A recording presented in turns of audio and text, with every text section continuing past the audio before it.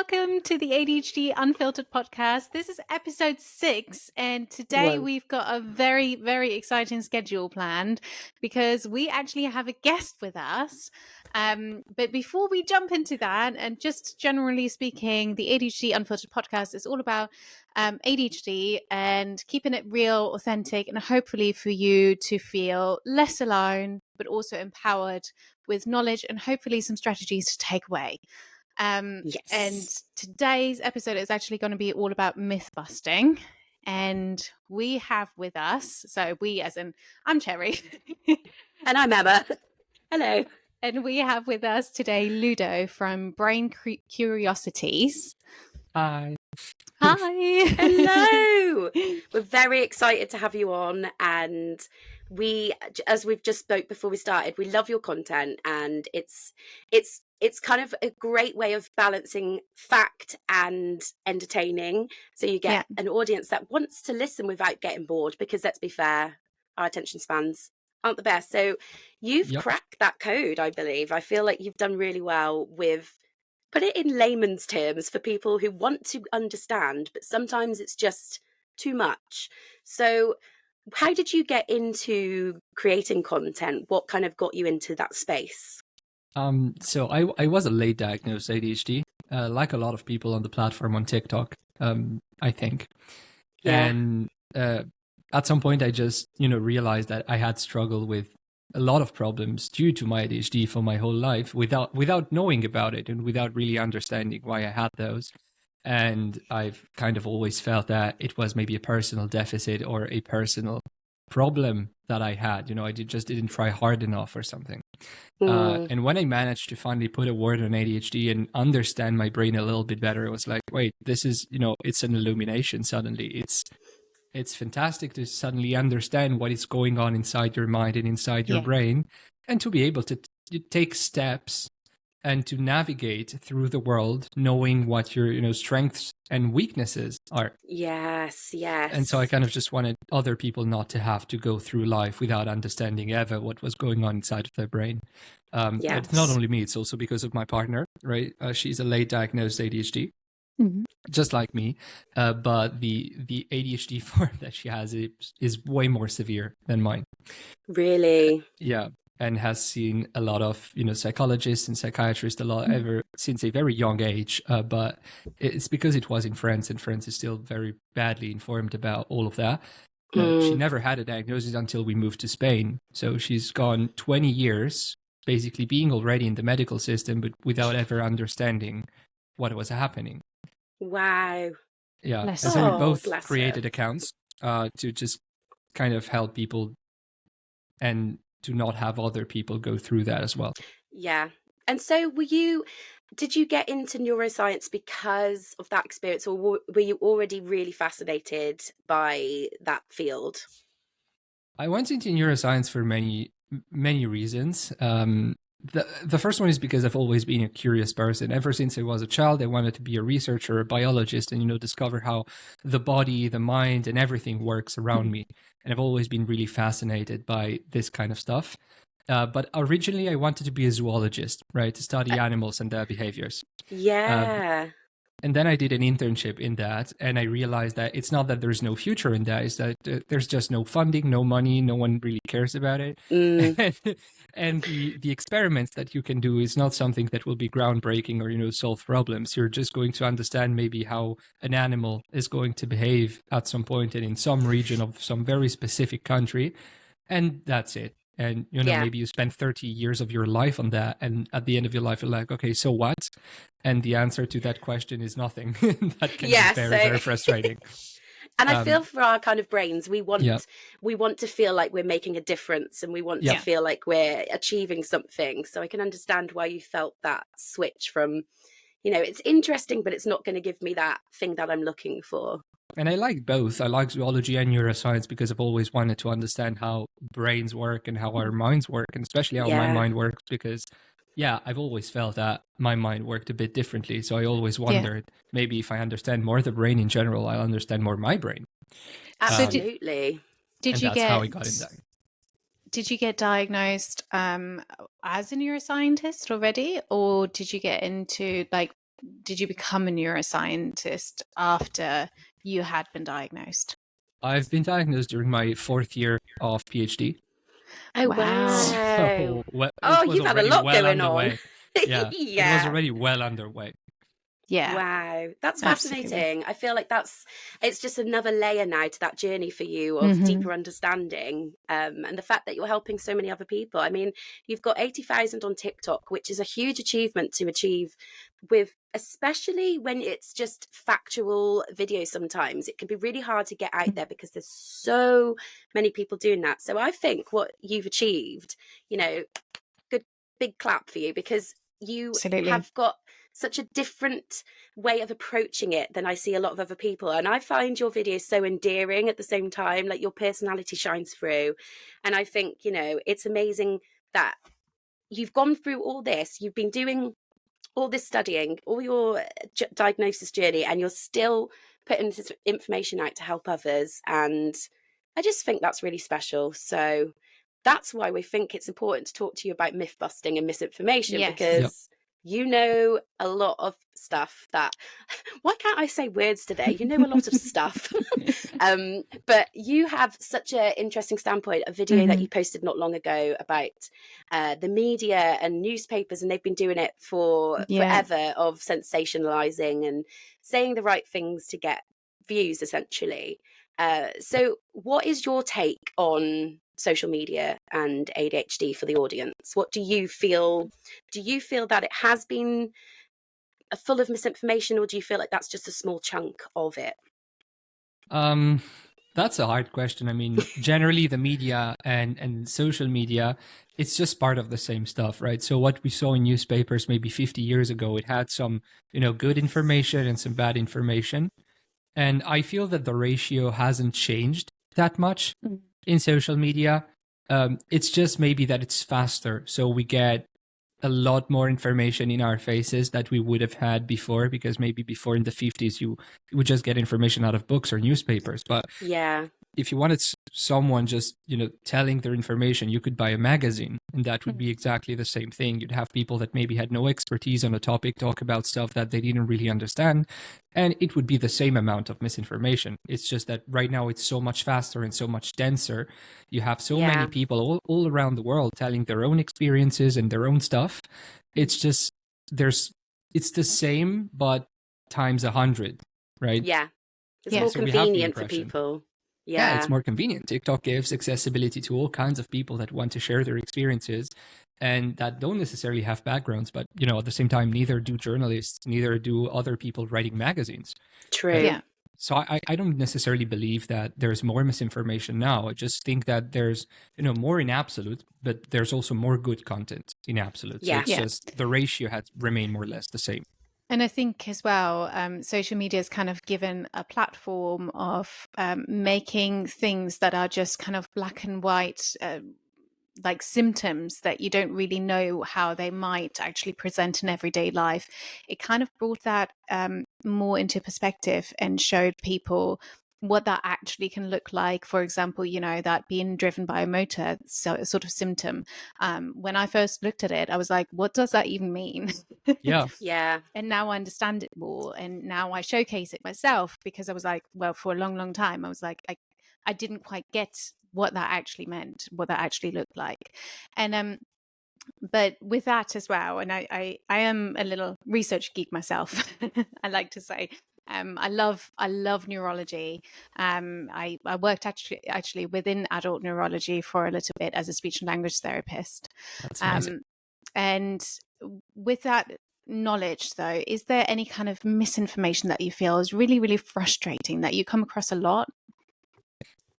I think the most frustrating part of misinformation that I stumble across, there are actually two right now that just make me mad every time I see it. The first one is, the classic ADHD doesn't exist. This one makes me really mad because it just prevents accessibility to medical care for people who need it, right? For people who actually have problems. So this one has very, very harsh consequences. And the other one that I really dislike is the one about, ADHD is only caused by trauma, or it's I don't know, it's a response or a coping mechanism or whatever. And this one makes me particularly mad, also because it's not only portrayed by people who have no expertise, but it's because it's been made famous by someone who's a trauma specialist. Yes. And that Yeah. makes me mad, right? Because someone who should know actually doesn't, because he's not a person who has taken the time to read all the literature about ADHD and to give a nuanced speech about that.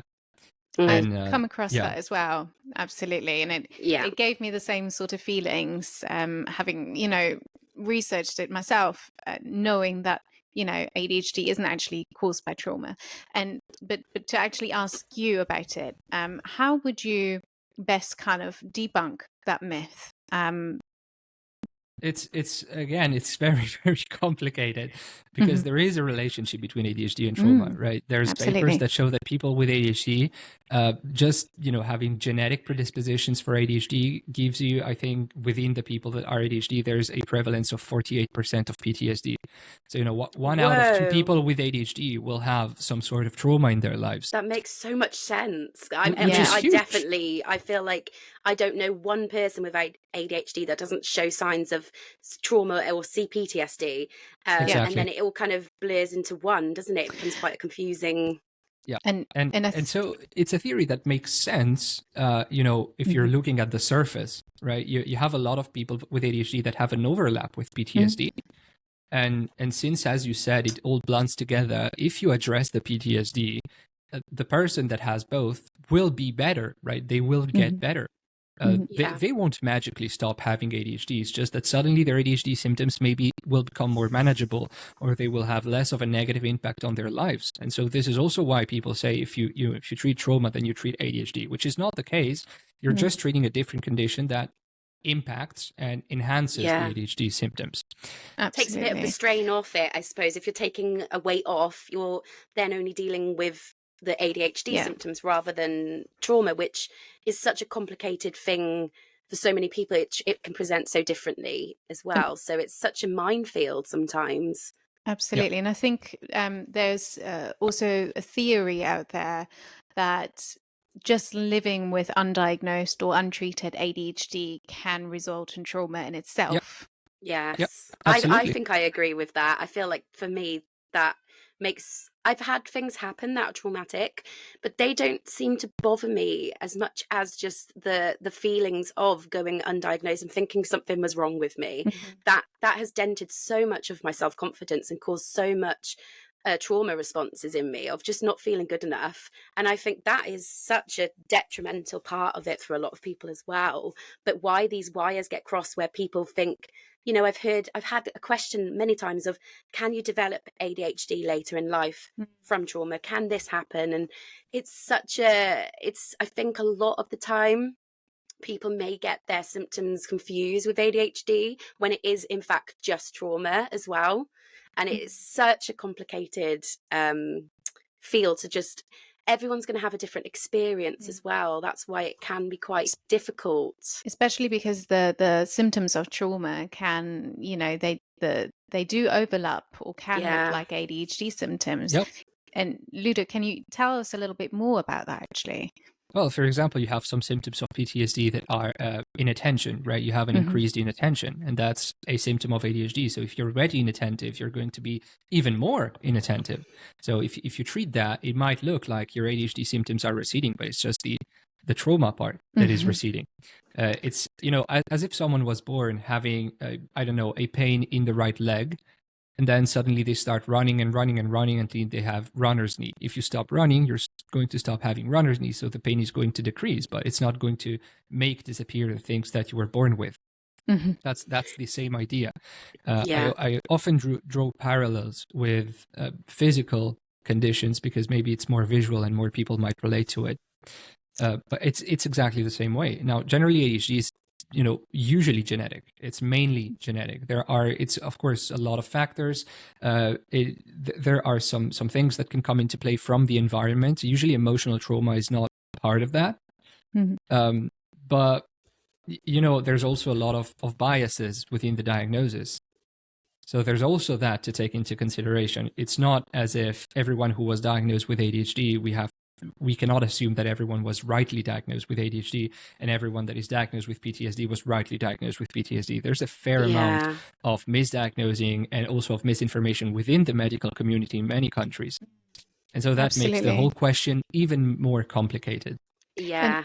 And I've read actually it's quite common then, you know, for diagnostic overshadowing to happen, so that maybe somebody is you know, diagnosed with trauma and therefore everything else is going to be just disregarded, you know, because you've got trauma, it Yes. can't be ADHD, but actually you can have trauma and ADHD together. Yeah.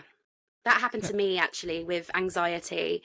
It would just be, well, that's just your anxiety. And it's like, no, it's not, because as someone who has anxiety separate, I know that that feels so different, but you feel quite, it's kind of like medical gaslighting in a way, because you don't feel like you can really advocate for yourself when you feel like they know more. But sometimes they don't, unfortunately. Some doctors don't know enough about it. But this is another thing I'm seeing, is people saying they are now being refused referrals from their doctors because they are saying that social media, it's just a trend on TikTok. It's just currently a Oh my God. trend. Yeah. What do you feel about that, Ludo? What's your take on So that? there's definitely an increase of talking about ADHD lately. It's been one of the most trending hashtags on TikTok. You know, that's undeniable. But doesn't mean that all the information that is given is untrue. No, right?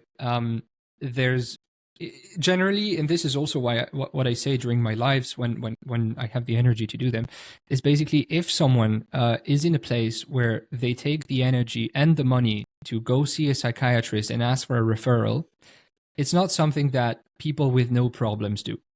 No, exactly. Right? It's not something that you do out of fun.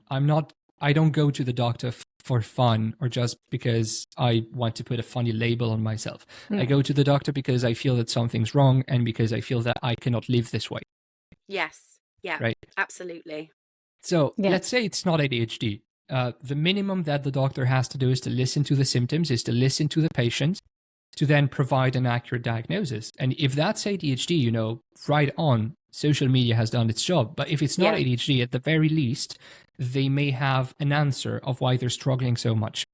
And the problem right now that doctors do a lot is that they say this is all because of social media. And so they disregard automatically all ask for help. And they even refuse to see that maybe that person is asking for help because they need help. Yeah. Yeah. And maybe it can be something else. Yeah, that's fine. That's such a good point you've made, because anyone, I feel like, for me anyway, it takes me a lot to go to the doctors. I will put it off and put it off. So when I finally am, that means I am desperate for help, basically. Yeah. And I feel like this is why would anyone who was happy make up that they have ADHD? Why would they do that and go through all that for nothing? And I feel like the people who are doing it and who are finally getting the courage to go for a diagnosis are being knocked back down. And that's what happened to me the first time I tried. And it's such a dent to people's confidence. And it's quite a scary position that we're in at the moment with the way that the media is portraying ADHD. And when I say media, I mean the mainstream media, where there seems to be an agenda of really portraying this kind of outlook of ADHD as just a trend. Yes. And that's way more damaging than some misinformation that may be posted, I believe, because that's really putting this look of, this isn't a real thing, it's just a trend, it will blow over, you're fine. And a lot of people aren't. And I've actually come across an article just a couple of days ago, again, of a quite a very well-known person saying that ADHD is just another label that people now want. Oh my God. And that brings me to the next kind of myth or misinformation that is kind of circulating around here, is that ADHD is just another label people want to excuse not trying any harder. Which really gets me, just saying Makes that. me angry even you saying it. I'm like, oh. Yeah. So I personally think with this, I have every post that I do, I will have a comment that says ADHD is just an excuse for being lazy. Yeah. And same. that really, really winds me up, because lazy is just a word that's been made up to support the capitalistic way of being. It's not if you decide to not do something, that doesn't mean that you're a lazy person. And in our case, it's because we're sat there frozen in our own ADHD paralysis, think of all the things we should be doing. And I feel like unless someone has a brain like ours, they can't and will probably never understand what it feels like. Ludo, is there a way to kind of describe it a little bit? Where does that myth come from? That ADHD is just an excuse to be lazy. And how could you? I think it's mainly from it's a lack of information and a really big lack of empathy, to be honest. Because a lot of people, and I've seen this also in people that actually have ADHD or autism or any other kind of condition. A lot of people that do not live that experience themselves consider that they are representative of the whole population, and they're kind of like, if I don't live it, then it's not true. But that's not the case, right? So there's a lot of that. First of all, like big lack of empathy, and also people have to understand that there's a big difference between executive dysfunction and laziness, because laziness usually, it can exist, right? You have to do something, but you don't want to, so you put it off, and you're like, I don't care. It doesn't come with guilt. Yes, yeah. And that's the big difference, right? A lot of people with ADHD won't manage to do stuff, and then they will feel horrible about not being able to do that. And that's not lazy, because if you were lazy, you would not feel guilty, or you would not feel ashamed. Yeah, because you didn't want to do it anyway. You chose not to do it, basically. I saw a quote that said that yesterday, actually said, if you were just lazy, you'd be happy. And I was like, oh my gosh, yes. Yeah. That's exactly it. I saw that too, I think. We have the same FYP. Yeah, we probably do. Yeah, I feel like as well, do you think, the way I see it is sometimes I think when people leave those comments, they're probably a little bit triggered by the information because they can relate to it and they don't want to relate to it. I often think that some people lash out because they're not ready to process that they may have something going on. I've had a few people that like, well, I do this, but I don't have ADHD. And I'm like, maybe you don't. But if you're experiencing these symptoms consistently and they are affecting your life, it's something to look into, and there's nothing wrong with that. And on that note, can you have ADHD without executive dysfunction, without experience that? Is that even possible? I think it is, to be honest, because, ADHD is a spectrum. It has a lot of different presentations, and the executive dysfunction comes from one brain network, which is the frontostriatal network, which, involves motivation and decision making. So maybe if, the areas that are affected in your brain are other areas, you might just have very big mood swings or very intense emotions or big hyperactivity and not necessarily have that executive dysfunction. It can happen. It's, a lot of people have a lot of different presentations. Just so far in my personal experience, I've never met someone with ADHD that doesn't have executive dysfunction. Same. Absolutely. So, and maybe there's someone out there. They're just out there in the wild. We need to find them and be like, hey guys, how do you enjoy life without executive dysfunction? That would be lovely. I do feel like it's probably one of the worst symptoms that like impact my life every single day. Yeah, same. 100%. But to the kind of naysayers as well, that, ADHD doesn't exist, because I think with any kind of, neurotypes, there's always that kind of notion that you can't see it, it's just this new made up thing. And I know there are studies, obviously, that very clearly prove ADHD, but what would you tell them from, a neuroscience ADHD not existing. So, when you, not when you discover, but when you talk about a mental disorder or even any kind of disease, let's talk about, a flu, right? A flu doesn't exist per se. It's a name that we put on a subset of symptoms, on a combination of symptoms. And ADHD is kind of the same thing. It's not that, it's an absolute reality or truth that exists. It's just that at some point humans decided that there were some symptoms that often came together and impaired life significantly in a lot of people, and so they decided to put a name on it. But it very much exists physically, right? Because our brains, it's a very physical thing. You have neurons, you have chemical reactions, you have all of that. So if you change something in there, it's going to impact your life, your cognition, your behavior your perception of everything. And this is what ADHD is. It's very much real in the sense that these symptoms, they exist very much in people. Now, if people want to argue about the name or about the categorization, that's, it's a semantics, it's a linguistics issue. And but I think it should come a lot later than all the other problems involved. Yes, yeah. I think it's I think that's another thing about it, you bringing up the name. I think that's a big point for people, is it doesn't make sense. The name ADHD, like obviously hyperactivity is part of the name, but a lot of people don't present that way. I think that creates a lot of the misinformation and confusion around it too, because people are like, well, I'm not like that. I'm not hyper, and they don't know about the inattentive side. And there's a lot or the internalized hyperactivity. Exactly. Yeah. There's a lot of crossing over of different ways it can present itself. And I think that's another reason why people think that it's not real and that it's just an excuse because it shows so differently. So they're saying, hang on, well, you're nothing like that person with ADHD. So how can you both have it? And again, it's because it's a spectrum, which I don't think many people are aware of. Another myth that I've always seen as well, and what I used to believe before I had any idea about ADHD, was that ADHD goes away after childhood.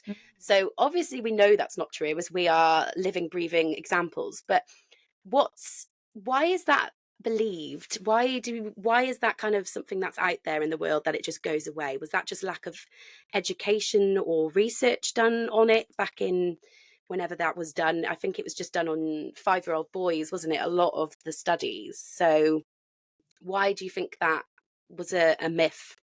I think that it's, mainly it's because a lot of people with ADHD learn to mask after a while. And they learn to hide their symptoms because they're not socially accepted. You're right. You're too hyperactive. Stop interrupting me. You're talking too much and this kind of thing. So we kind of just turn inwards at some point, and we want to stop bothering people. And so it just becomes a lot more internalized, and the internalized form of ADHD is a lot less recognized. Because obviously, as you kind of pointed it out, it doesn't really bother other people so much. It's not as disruptive if you internalize all the symptoms. Obviously, it's going to have a massively negative impact on your mental health.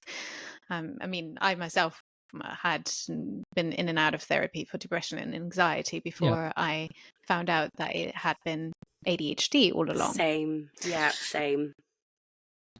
I feel like classic. There's this, it's just like, that's such a good point about that, of masking to be less of an inconvenience to people. And that's therefore, on the outside, we are looked at as, contributing to society, maybe high achievers. And that's then why we head into burnout quite prevalently as adults as well, through just trying to fit in and not be a bother to anyone. It's again another reason probably why we develop PTSD and CPTSD, is just trying to be liked and accepted into society. Is there any other myths that you can think of that really irritate you, or that you feel is needed to be clarified for the audience listening? I'm not sure, to be honest. I think there's one that I've seen recently, is that ADHD is on the autism spectrum. I've seen that one. Is an interesting one, because there's, it's like PTSD. There's a lot of co-occurrence. Even studies show that there are similar genetic predispositions, but that's the case with most mental disorders. And, as people who do content on ADHD and autism, these two are very much talked about on the platform, but we often forget that there are a lot of other disorders, like OCD, bipolar disorder, borderline personality disorder, and these kind of things that are not as popular on TikTok, but they very much exist, and a lot of people have them, and they are also very common comorbidities of ADHD. And absolutely, very big genetic studies, usually done on Sweden, because their sample is the whole population, so it's very easy to do studies like that. They usually have huge sample sizes, which is amazing. Wow. And they found out that there's a huge genetic overlap, that there are some genes that are common to almost all of the mental conditions, like OCD, bipolar, ADHD, and autism. So Wow. it makes sense that there's going to be some sort of overlap, but I don't think it Yeah. necessarily means it's part of the same spectrum. Mhm. I think it seems to be that that's a huge point of the misinformation out there, that a lot of the times I do see creators posting about ADHD when the symptoms seem to be way more highlighting autistic traits than they are ADHD. I do think that there's confusion of the overlapping of how they can present, which again can cause people to be confused, not really sure of where they are on that kind of spectrum. Absolutely. I've had a few people ask recently about diet and ADHD and what foods they should stay away from, if at all. Is that a myth, or does the foods we eat impact the way our ADHD symptoms present themselves? So this one is very complex because it's a very recent line of research. So there's a bunch of studies, but they're not all conclusive, right? There are Okay. some studies that show that food intervention on people with ADHD change absolutely nothing, and other studies that show the exact opposite. Wow. But that can change, in countries. It can change by also socioeconomic status, because there's a recent paper that showed that people that live in similar neighborhoods, right, they have a similar gut microbiome.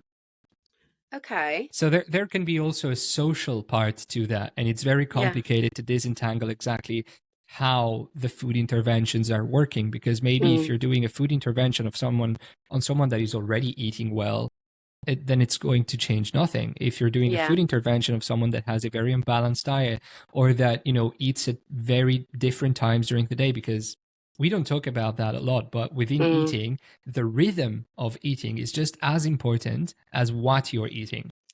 Well, I am definitely not right? doing well with that. I think that's my worst thing, is I eat so randomly throughout the day.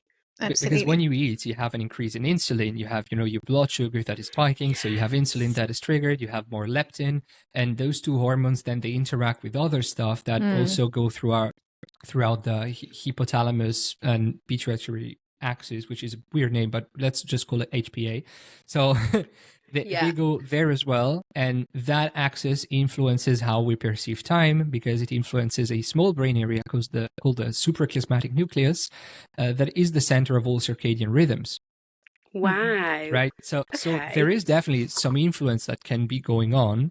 Yeah. But it depends a lot on, where you're starting from. Yeah. Yeah. And I think that's so true. That kind of goes back to the thing that it's a lot easier to raise someone from being kind of below baseline up to baseline than from somebody who's already at baseline to above baseline, basically. Exactly.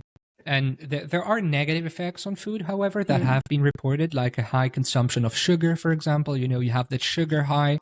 And then you come crashing down. Then you're high, and when you crash down, then you have an increased executive dysfunction that makes everything so much harder.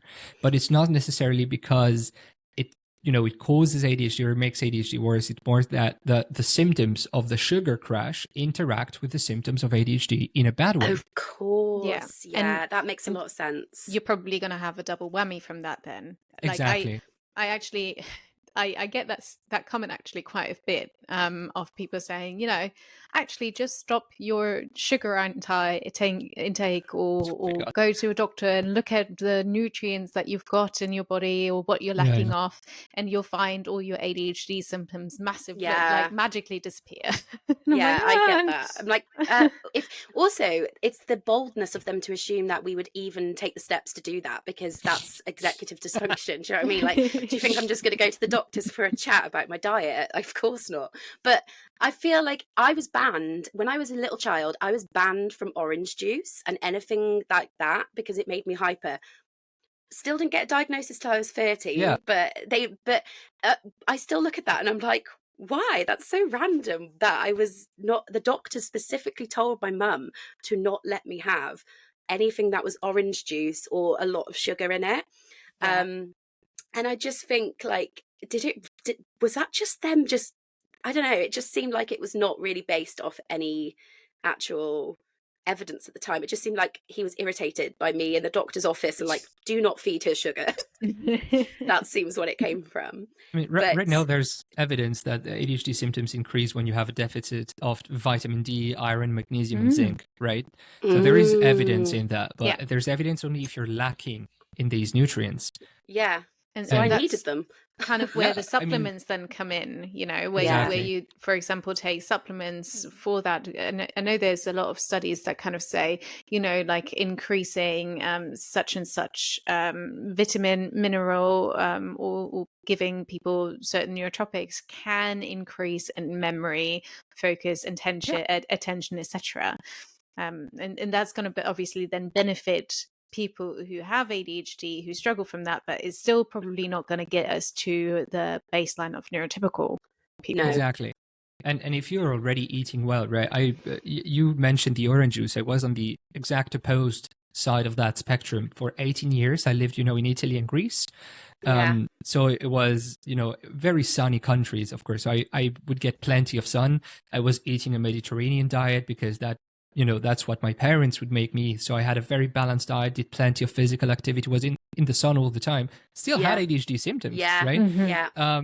And even though my blood levels, every time I did some analysis, because, my parents made me, bless them, Yeah. because I wouldn't have done it for myself. No. Every time I had all my levels of everything that were perfect. Even Yeah. right now, I'm still having Yeah. ADHD. It's not that it's going to magically disappear, but if at some point I were to have deficits in vitamin D, then that would make my symptoms worse. So if people are in that case where they have a deficit, then raising back up those levels and, eating that stuff can definitely improve their symptoms. Yeah. But if It's they just so already get all personal. the nutrients, it's just going to change nothing. Yeah. I think that's it. It's what works for someone might not work for you, and that's okay. We're all genetically different. We have different backgrounds, different health issues. I think people look for one thing that's going to fix them, and that's not available. That's not, even medication isn't going to fix you. You're still going to have ADHD. Yep. And I think it's the mindset of you don't need to fix yourself. You just need to accommodate yourself and find ways that work without all this misinformation and clutter confusing our brains, because it can be confusing. And that kind of brings me almost to the question of, and there's a big debate about it, actually, of, whether ADHD could be a superpower or maybe had been in the past. What is your take on that? Well, I think that, like everything that I'm going to say in there, it's going to have two answers. I think it can be in the right conditions, but I think that the external conditions in which you're raised, your environment, also the severity of your symptoms, they play a huge part in how much that can help you or hinder you. If you have, a high creativity, but you're an accountant, that's not going to be something that you can use at any point. And that's so in true. that case, it's not going to be a superpower. It's just going to make you distracted, and it's going to be a pain. Right. So it depends a lot on the if you have very severe ADHD and every time you see a bad news, then you feel like crap for 3 weeks. Right. Then in that case, no matter the environment you're in, it's not going to be a superpower, which is also, I'm just going to go ahead and talk about another myth that I just thought about, which is ADHD would be gone if society accommodated us and, if we're all in the right conditions. And I don't think that's the case, right? Yeah. The symptoms of ADHD, the hyperactivity, the distraction and all of that, they would remain. They might not affect our life as much if we were in the right conditions, right? It might not make us feel as much like crap if we were accommodated. But some people would still need medication. For some people that have very high and intense emotional dysregulation, I mean, you still need something just to be able to live without going through life being exhausted by your emotions all the time. Absolutely. And I mean, we're often notoriously bad, actually, for taking care of our basic needs. Even like I often forget to eat and drink throughout the day. Oh yeah. And I'll be like, oh, why do I feel so bad? And then I'm like, oh, well, I haven't eaten anything. Well, I haven't had any water, actually. It's like, it's again, I always bring it up, but Maslow's hierarchy of needs is if you are not meeting the baseline of your basic needs, food, water, shelter, how are you going to get to the point where you have self-actualization and you're feeling happy and fulfilled?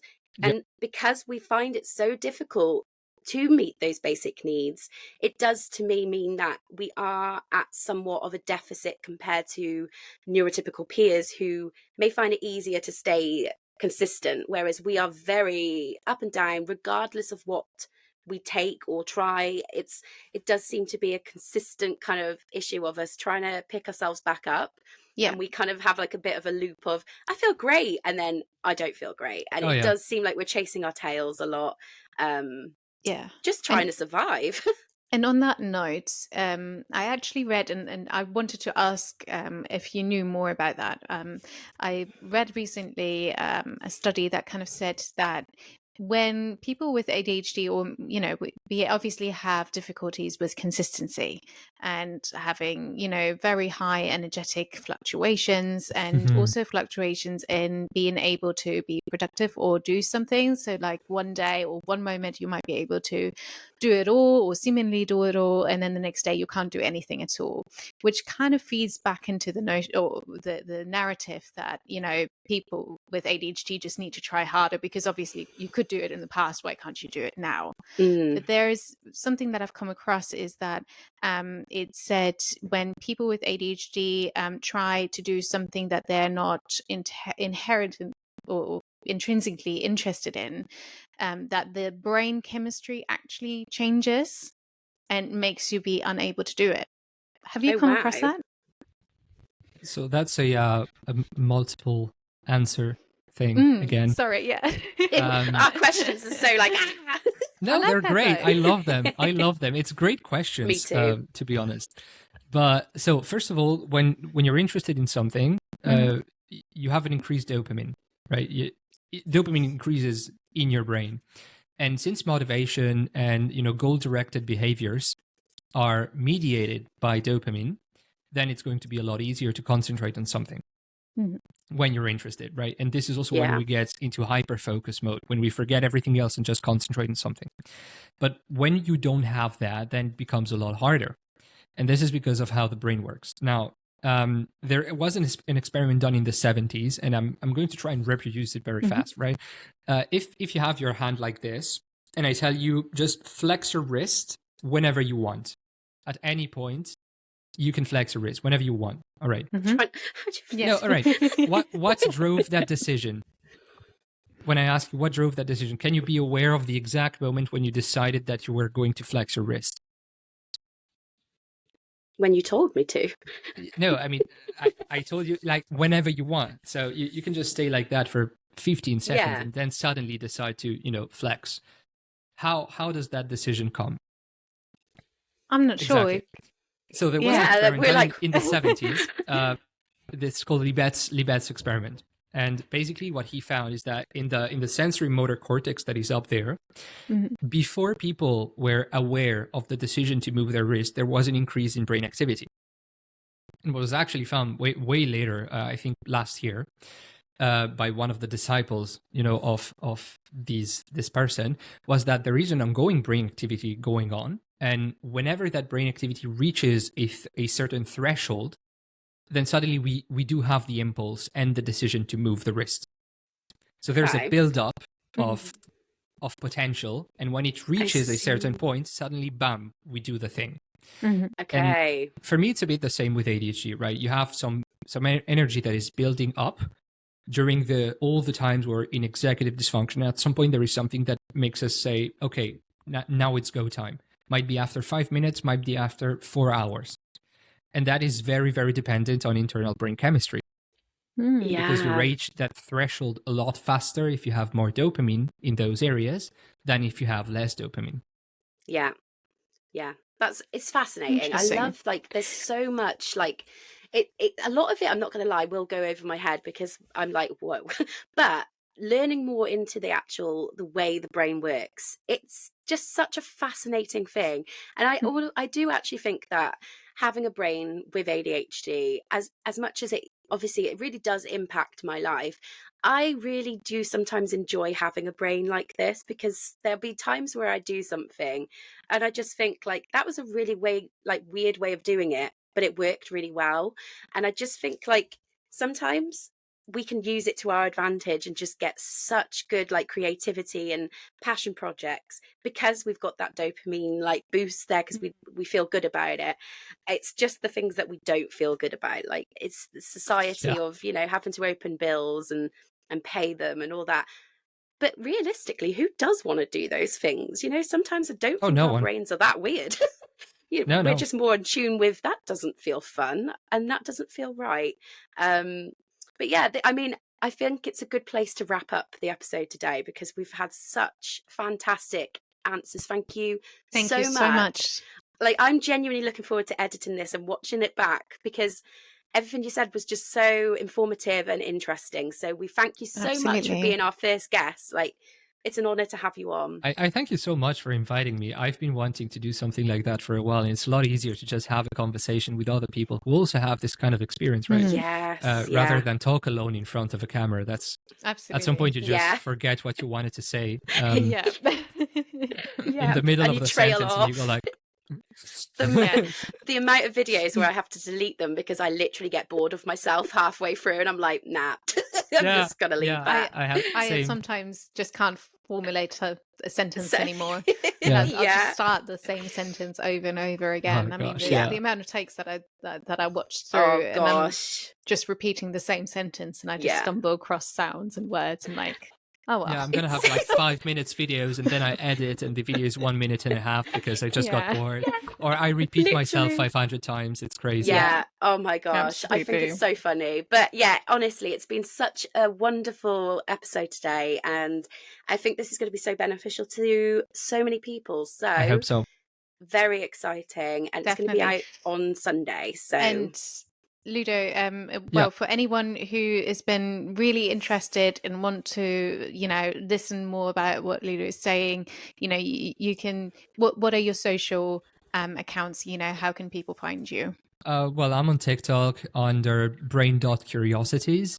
So even if you just type brain curiosities on TikTok, you're going to find me. I have the same handle on Instagram. I just usually repost what I'm doing on TikTok because, you know, not a lot of time to diversify stuff.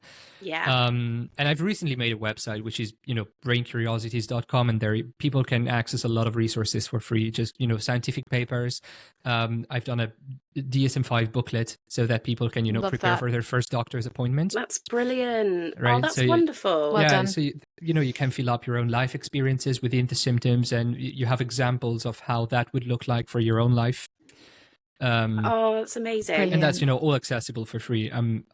I don't really believe in, you know, making things behind a paywall because one of the reasons why I started this account is because science itself is behind a paywall. And I think that ethically and morally that's very wrong.